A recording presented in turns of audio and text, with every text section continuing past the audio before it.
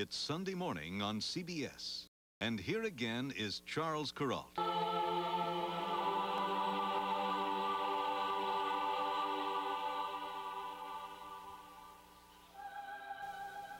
This is your first time at an artist college? Yeah, my first time. If I'd known this secret, I would have done it.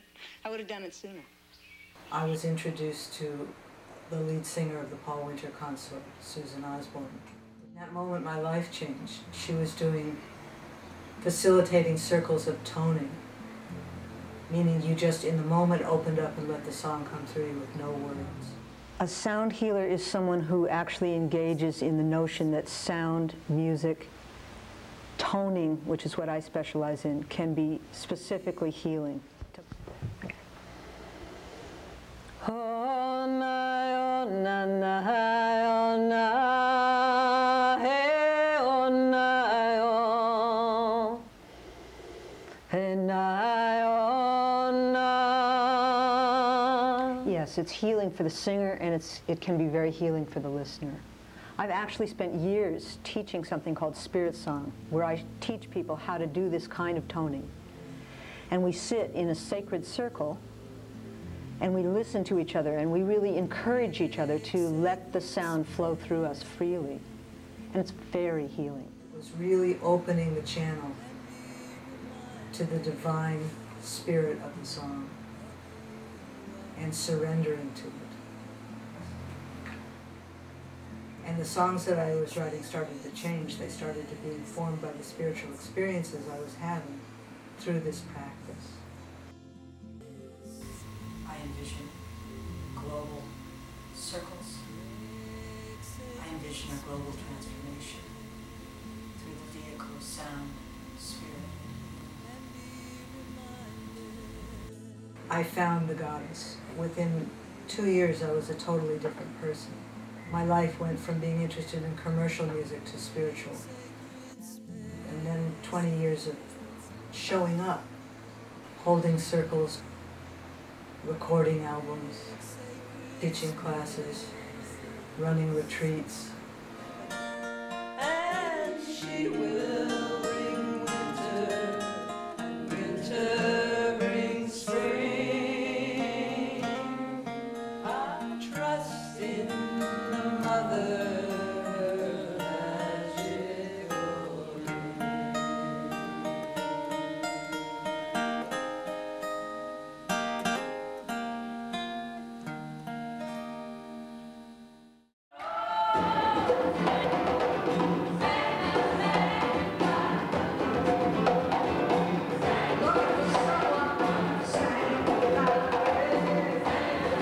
Well, Sanctify is really an expression in song of a realization I had that I was waiting around for somebody to tell me I was powerful, waiting around for somebody to tell me I was blessed, waiting around to be sure that there wasn't something wrong with me.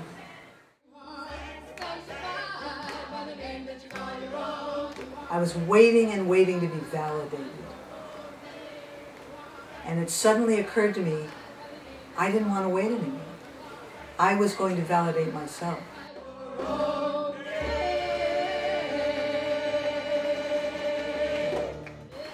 If you want to be heard, listen to yourself. Give yourself your own gift of hearing yourself, of validating yourself, of blessing yourself. So the goddess is rising in all of us, and it's becoming less and less us and them, and more a movement of men and women, embracing and recognizing how much we want the grace and the mercy and the erotic bliss of the feminine, and to know this is good and right and holy.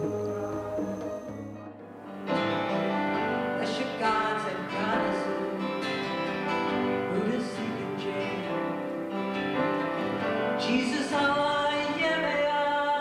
praise your many names.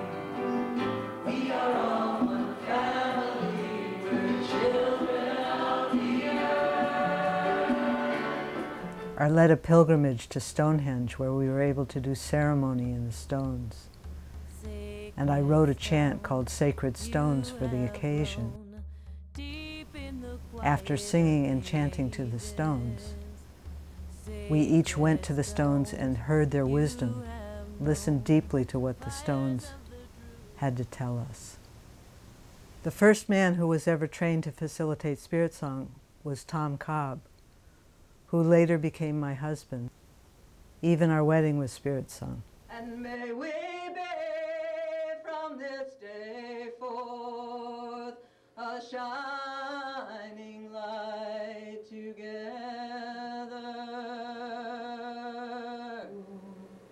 I swear that we will give all our lives to bring more light and more spirit, more light and more spirit. This practice is so empowering for you to be more you. It bypasses the whole mental apparatus because you're not talking. You're toning. You're allowing the spirit to move through the vehicle of the body, and it's a merging of your high spiritness and your deep you-ness. And it's a place of love where you come to love yourself and trust yourself and love and trust the spirit as it moves through you in each moment. This book is really a guide to finding the power of your voice to release stress, enhance creativity, and experience ecstatic self-expression.